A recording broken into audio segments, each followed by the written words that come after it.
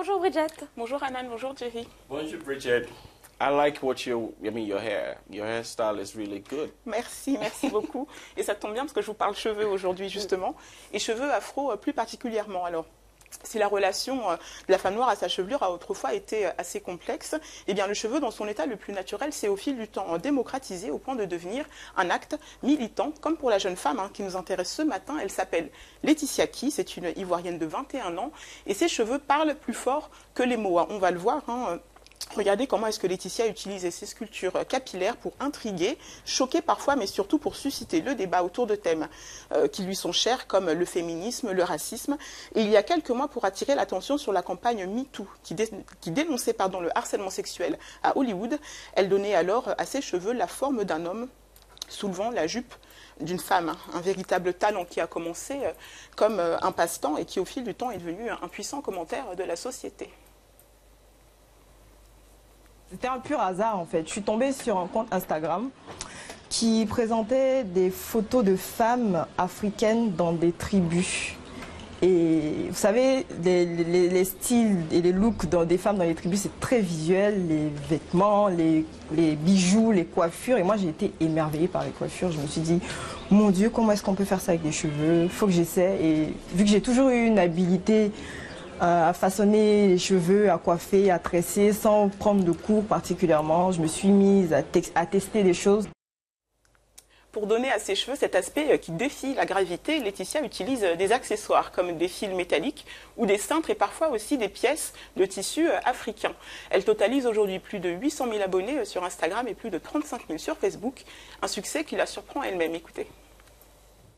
Au départ, c'était vraiment que pour le fun, que pour partager avec les gens qui me suivent mon univers, leur montrer que je suis créative, que j'aime bien faire, j'aime bien m'amuser avec le visuel des choses, parce que j'aime beaucoup la photographie aussi. Mais après, quand je me suis rendu compte que ça allait de plus en plus loin, ça touchait des femmes, que je recevais des messages de personnes qui se disent inspirées par moi, par ce que je fais, qui les encouragent, et que ce que je fais en fait les encourageait à continuer. Je me suis un peu responsabilisée. C'était plus juste maintenant pour le fun. C'est plus maintenant pour le fun. Derrière, à chaque fois que je fais un post, j'essaie de mettre un message derrière pour continuer à inspirer et à aider les gens qui me suivent. Laetitia est passionnée par la célébration de l'Afrique et par la mise en valeur de la beauté naturelle des femmes noires, qui selon elle est sous-représentée dans un monde où la norme tend plutôt vers le blanc. C'est vrai qu'il y a quelque chose quand même que j'essaie de prôner globalement dans toutes les sculptures que je fais, c'est la mise en exergue de la beauté noire. Pour moi, c'est très important. Surtout que ce que je fais devient de plus en plus international. Il faut dire qu'à l'international, la beauté noire n'est pas mise en valeur à mon goût comme il faut qu'elle soit mise en valeur. Diplômée en commerce, Laetitia a finalement décidé de se concentrer sur son art, notamment en créant une collection de mode inspirée par le thème de la confiance en soi qu'elle met en avant à travers son art capillaire. Elle travaille aussi à l'écriture de scénarios avec pour personnage principal une héroïne africaine dont les super pouvoirs viendraient de ses cheveux.